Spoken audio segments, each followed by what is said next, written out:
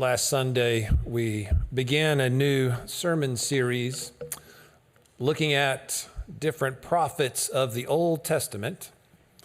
And since often those prophets were called by God to speak a hard word of truth to people in power, they did not win any friends to the people in power that they had to convict. So we started a not-for-profit prophets series last week, since they certainly were not making any profits off of their work.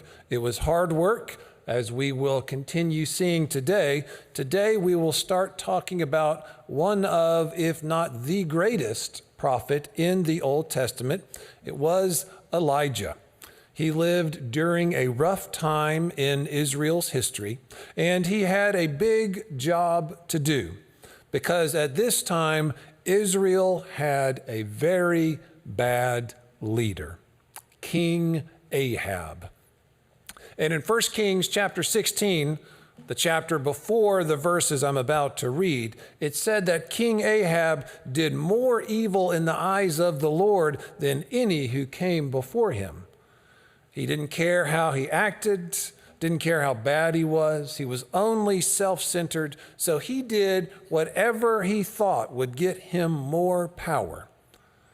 In the beginning of chapter 17, God sent the prophet Elijah to King Ahab to say, "Okay then, there will be a drought for years until God decides to stop it." And we can assume that Ahab didn't like that prophecy, because the next thing God told Elijah to do was to run and hide. So he lived outside, drinking from a brook and eating food that he got from birds, until one day the brook dried up. So this is what God tells him next.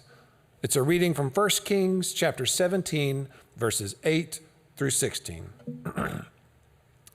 Then the word of the Lord came to Elijah. "Go at once to Zarephath in the region of Sidon and stay there. I have directed a widow there to supply you with food."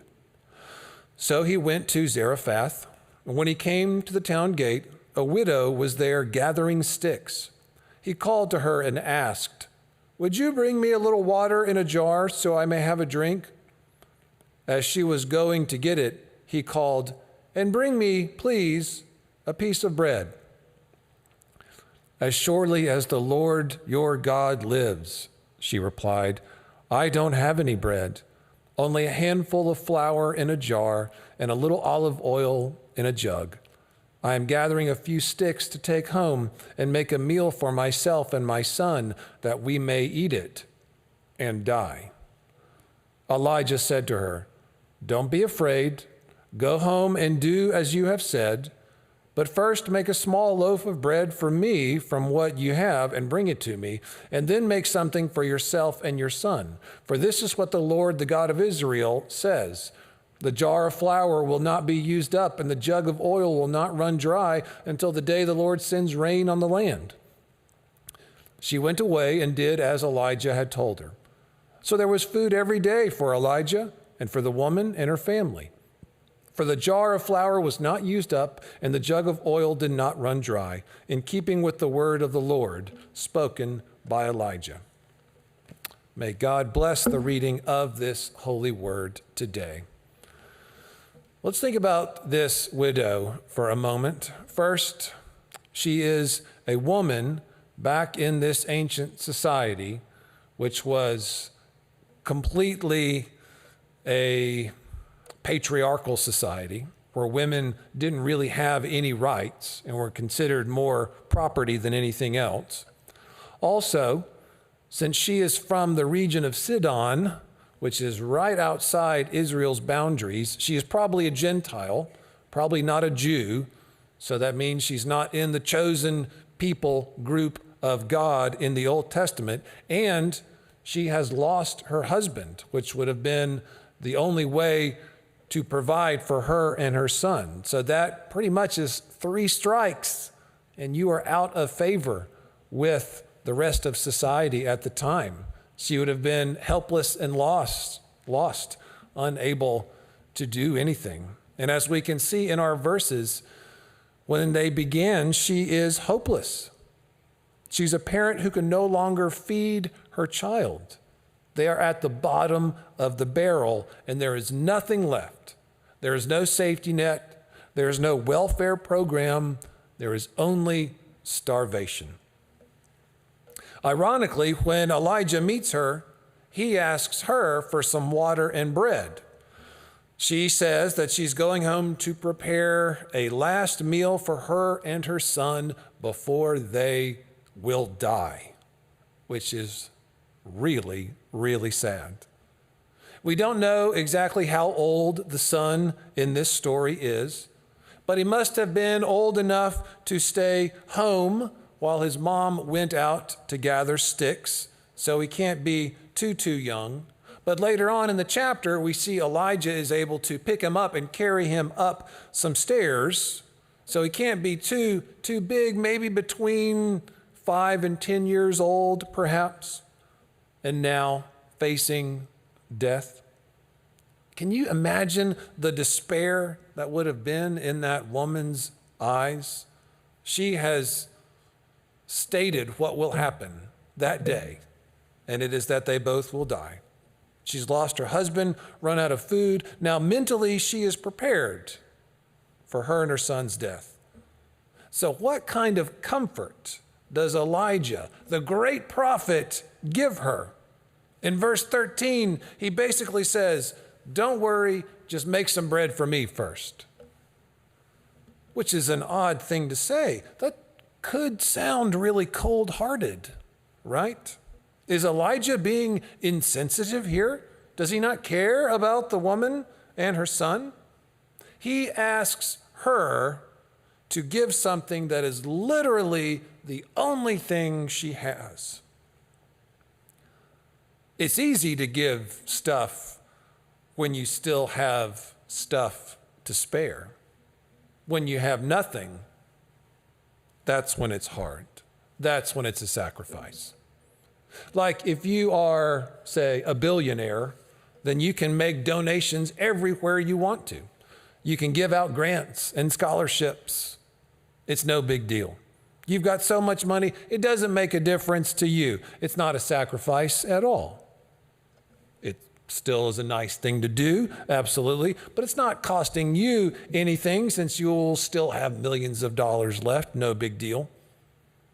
Maybe for us, that situation could be like if we see someone asking for money on the street and I happen to have only maybe $1 or $2 in my pocket, so I give it to them. And sure, it's a nice thing to do, but it's not like the $1 or $2 is really going to break the bank for me. It's not a big difference. It's not a sacrifice. But the woman in our story, Elijah is asking her to give something that is a total and complete sacrifice.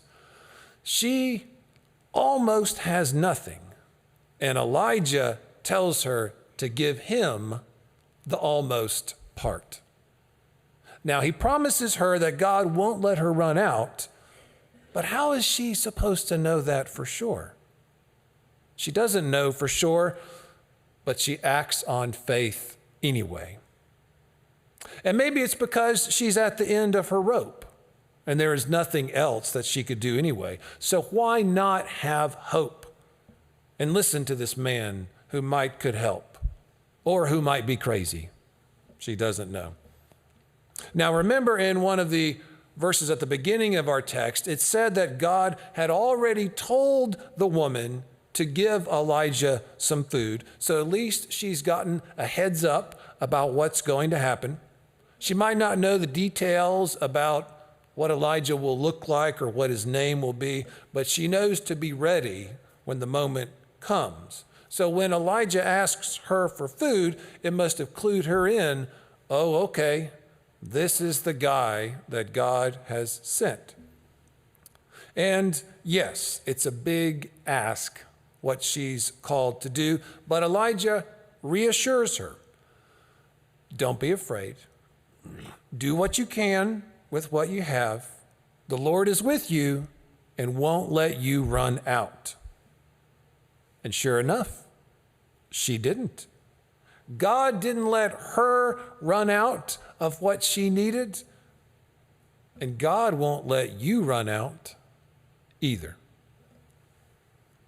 I remember years ago, right after I got out of seminary, I didn't really have much experience to speak of yet, so I had a really hard time finding a good job. There were more candidates than there were positions back then. So every day I checked the classifieds. Every day I sent out resumes, dozens of applications with dozens of rejections, and it was really depressing. But then one day I found a job that sounded great and that I knew I had a shot for. And I had a really good feeling about it.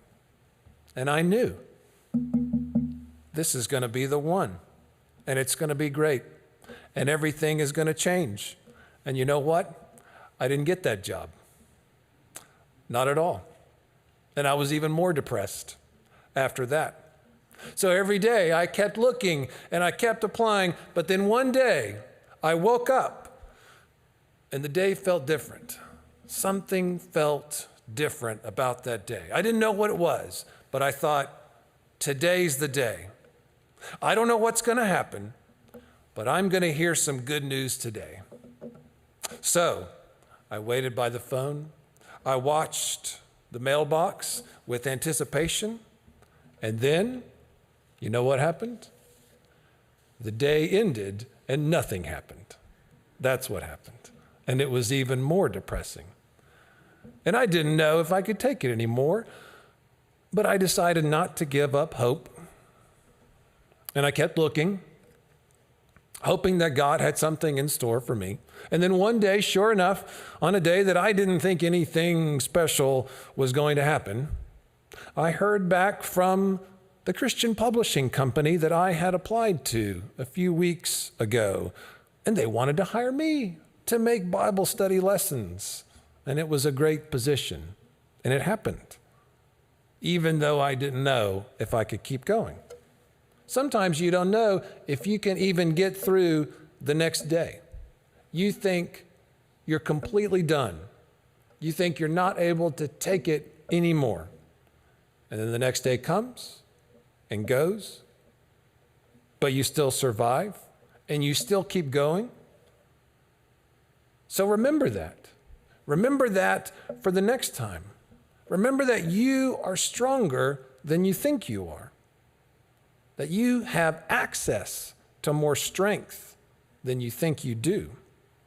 If you can remember that, then the next time you say, I just can't keep going, I don't have anything left, you can also say, well, maybe I can keep going because I'm stronger than I think I am. Let me give you a silly example. And it is indeed very silly. I like to go for jogs around our lovely town here. It helps me relax. It gets the blood pumping, but I'm not a great runner, so I can't go too far. And eventually I wear out, which is fine. And when we moved here, I learned that there is no place you can jog in this area at all without having to run up a hill or two or three.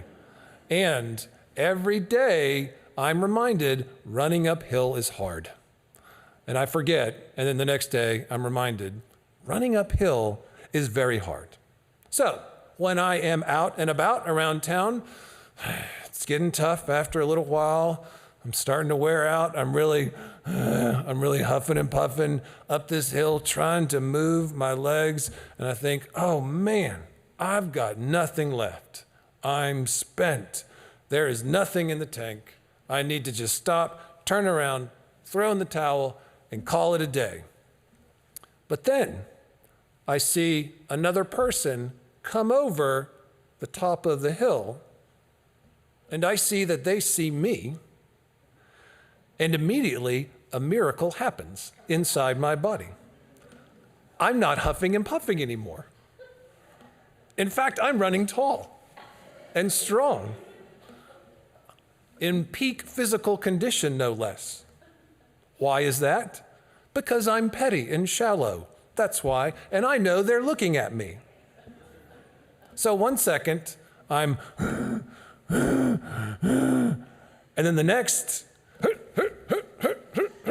hello, neighbor. Good day for a run, indeed. How does that happen? It doesn't matter who it is. Could be man or woman, young or old, stranger or friend, doesn't matter. Usually human, but sometimes could be dogs too, if I feel like they're looking at me and judging me sometimes. Sure, for them. I feel like I have something to prove. So where does that extra energy suddenly come from? I didn't think I had it in me, but I must have had more energy than I thought.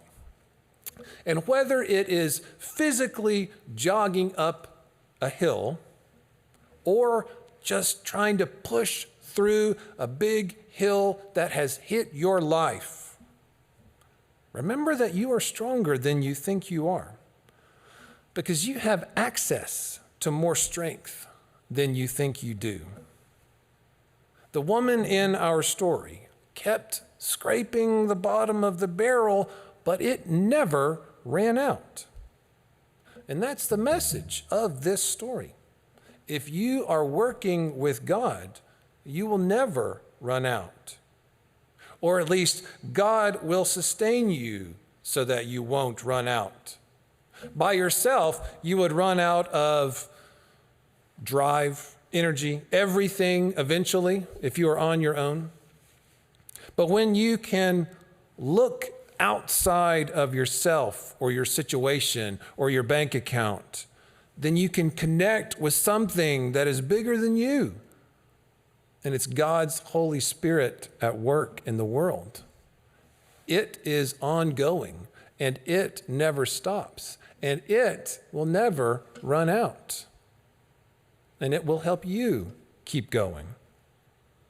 If you can look outside yourself to let God show you the world around you, then you'll be able to keep going even after you didn't think you could. So don't just focus on yourself. Be sure to notice others around you, and that's when the work of God will really surprise you. Let me tell you one last story. Years ago at my former church, we found out that we could get access to free food through the local food bank distributor and local grocery stores. So we started having a food giveaway day once a month for anyone in our rural area who needed some. It didn't cost us anything except a couple hours on Saturday to set it up and to pass it out. And we got to be a part of so much joy and gratitude each month on those days. Except for 1 month, we didn't get as much food as we were hoping to. And as more people in the area heard about the ministry we were offering, more people kept coming each month. So on that month, we started to run out.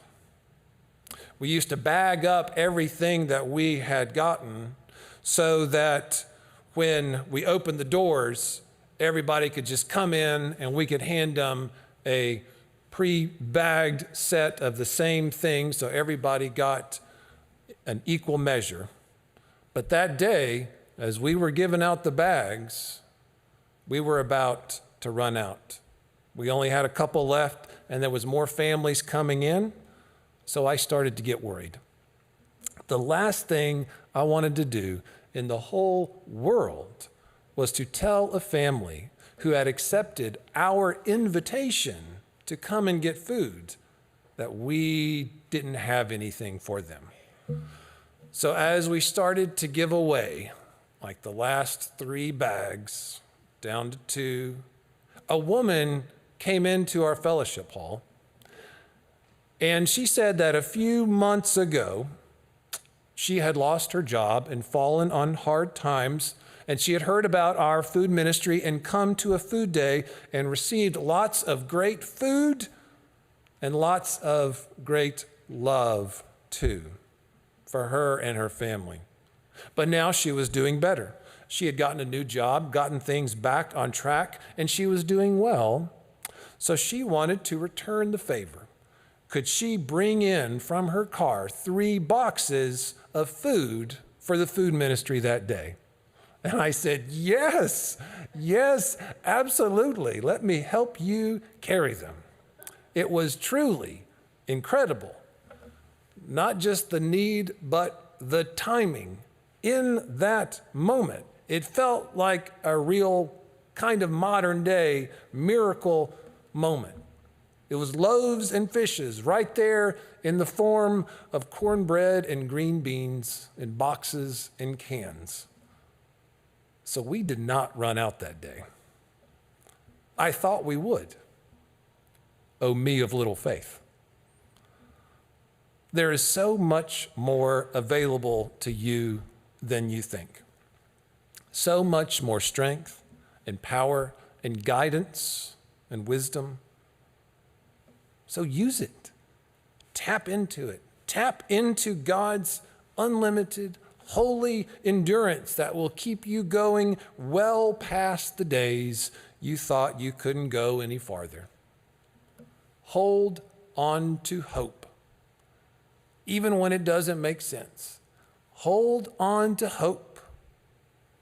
And it's that hope that will sustain you. And God's Spirit will keep you going.